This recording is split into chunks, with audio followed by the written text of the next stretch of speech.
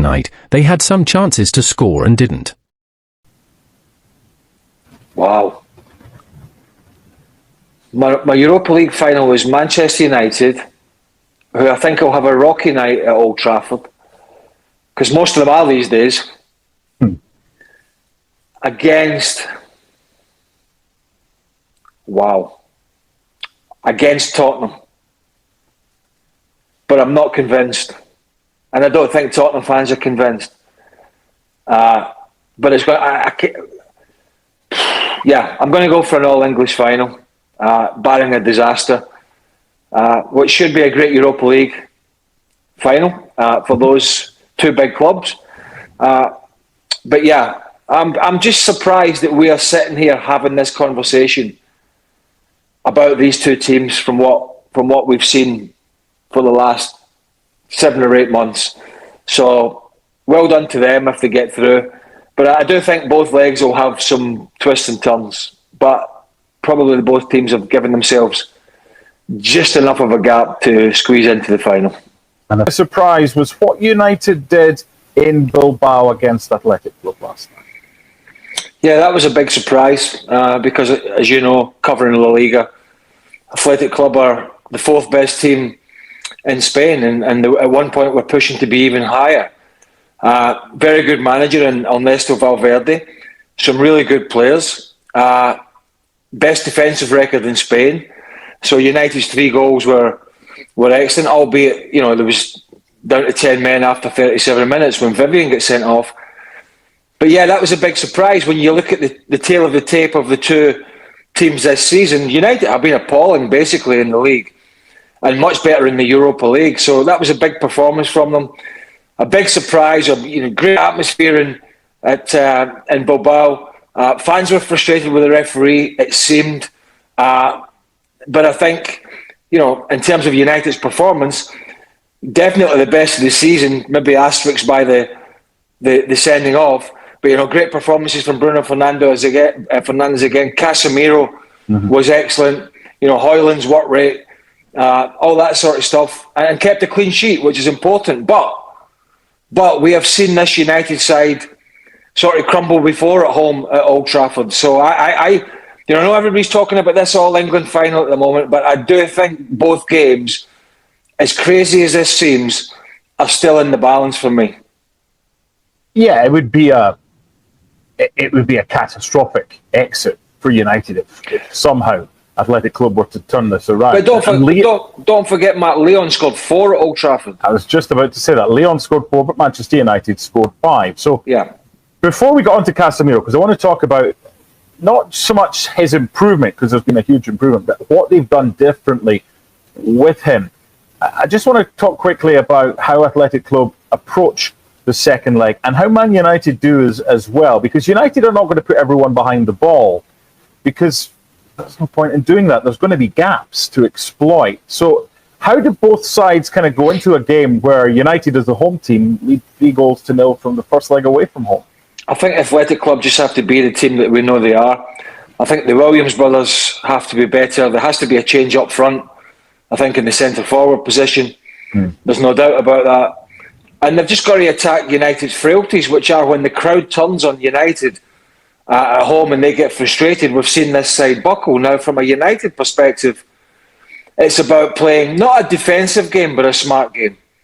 Don't be charging forward like the cavalry and sending 5 and 6 players at once and leaving yourself open, because an early goal puts you under some pressure. And again, we've seen sides score multiple goals at Old Trafford this season, and not just the sides that we would describe as the strongest. So, yeah, I mean, they're in a very, very comfortable position. But what we have seen with both these English sides that we're talking about is that the tide can turn very quickly and they can have their backs against the wall very quickly.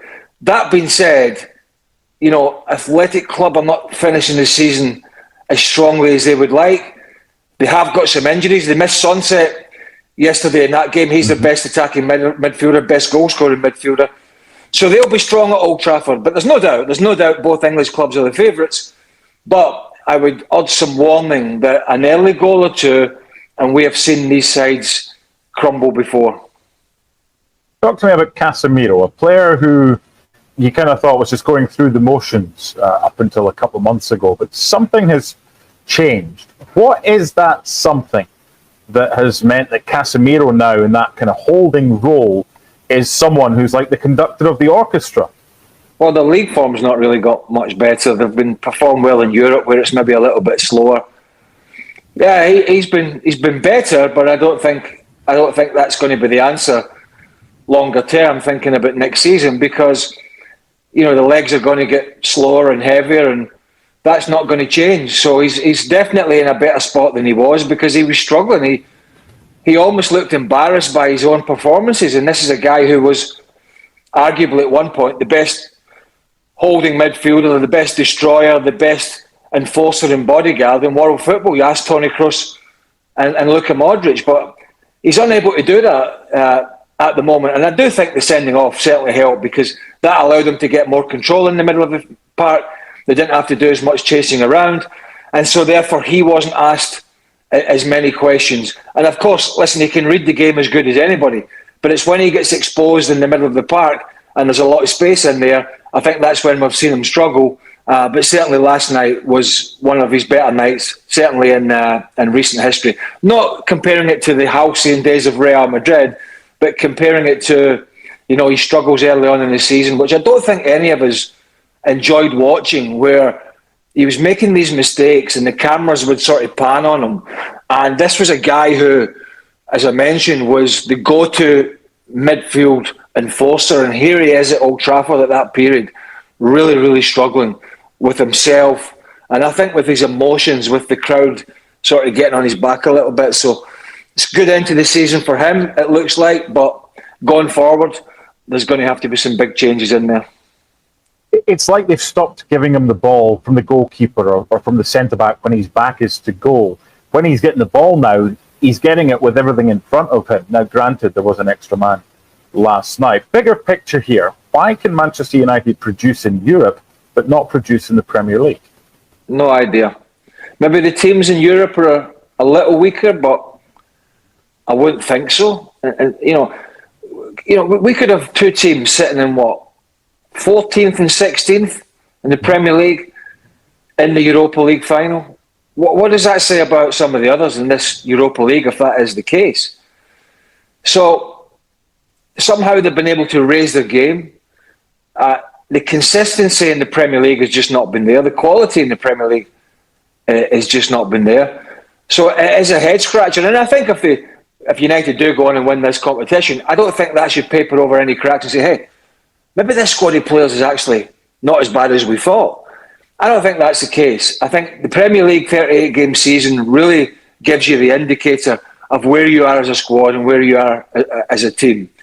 The cup competition is a bonus where you can raise your games. We've seen it in the FA Cup, we've seen it in the Carabao Cup, we've seen it in other competitions. These are great external games where you can enjoy yourself away from the rigours of your domestic sort of rigours in the Premier League.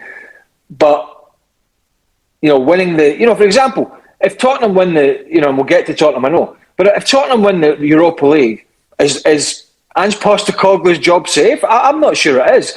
And so you have to be careful judging how your team is progressing within a run in a certain cup competition.